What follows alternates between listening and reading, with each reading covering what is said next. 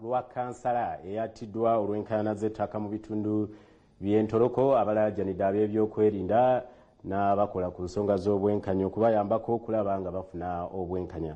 Kkansala ono yafiiridde mu ddwaliro Embalala gye yaddusiddwa oluvannyuma okufuna obujjanjabi obw'amangu oluvannyuma olw'okutemebwa.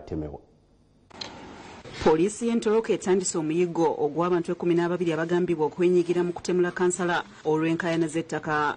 Kigambibwa nti ekibinja ekyo kyasse Ndagwa Gideon akiikirira Lwennyena nga bamukubye n'afa nga wayise eddakiika ntono nga yakaddusibwa mu ddwaliro Embalala. What has happened has been planned for long. This is a planned move. Because those who have killed him, they have come from Rwebsengo sub-county. A group of 11 people. The people who caused the death of this young man, when they heard that they are trying to put a fence on their land, they came and attacked them. And unfortunately, one was killed. Okusinziira ku Mugisa Friday ssentebe w'eggombolola ey'Ekanarwa munnaabwe yattiddwa lwa ttaka eriwezaako square miles 5 nga kuliko abantu abasoba mu 5 era nga likaayanirwa famire 5. Ettaka lino lizingiramu amagombolola 2 okuli Kanarwa ne Butungama nga kuliko ebyalo okuli Kigugu, Kimarwa, Kacwankumu ne Kanyonziboha. And the central government ije emali ensonga ezitaka lenu nebiri kitegerekese nti mu 2006 omugenzi Francis Mugarwa yaddukira mu kooti ng'agamba nti ettaka lirye. Abatuuze abali ku ttaka eryo baakiikirirwa bannaabwe omuli n'okusasula ssente z'abapuliida. Omubaka Lwemuli Chayibanda Mugabe owantoloka agamba nti abantu be bamu abagenda mu kooti beeyambisa ensala okusengula abantu. But unfortunately these other people are using the same court judgment to evict the rest of the people. So that really culminated into this death we are having now. Because the place is occupied by very many people. People have been here. Minisita omubeezi ow'ebyettaka Dr. Sam Mayanja ne Minisita w'ebyamawulire n'okulungamya eggwanga Dr. Chris Balyomunsi bonna baali bakyaliddeko ettaka lino ne balagira abantu balisigaleko. Mu kuziika Kkansala Ndangwe Rennyana omubaka Lwemuli kyasabye wabeewo obwenkanya kuba obunkenke buyitiridde.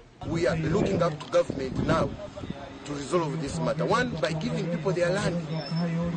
That's why I told the minister there should be systematic land demarcation so that people get their land titles. Bagenza Gideon kitaawe w'omugenzi ategeezezza nti mutabani we yabadde buli kimu awaka.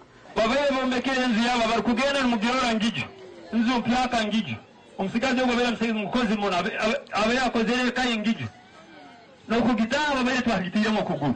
Omugenzi alese Namwandu ne bamulekwa mukaaga nga bagonza yeewuunya engeri gy'agenda okulabiramu abantu bano ng'ate naye talina.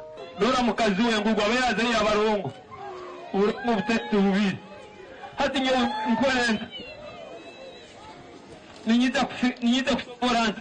Abasa Benard DPS w'entoloko agumizza abakungubazi nti buli eyeenyigidde mu ttemu lino waakuvunaanibwa. Egino public outcry nsakulengwa abantu aba baruga omusoso yatenungi bazeeyo basime bambazi. Ensonga z'ettaka lino zifaananira ddala ezaali Mubende gye battamire Nava Namutebe ne Bba Abdul Kayize ku kyalo Kirwanyi nga baabaana baabwe basimattuka. Maama wange ye yabadde wano nga tuse wano mu kasooli ng'adduka nga abeetaasa naye ne bamugobera ne bamukubira ddala era ye bamutidde awo wansi awo mmanga. Ettemu lino lyaliwo nga 3 mulimu omwezi ogw'omusanvu naye ng'abamu ku bagambibwa okwenyigira mu ttemu lino baavunaanibwa nga 11 omwezi oguwedde. Jovan Tusingwire yakusakidde eggulire lino.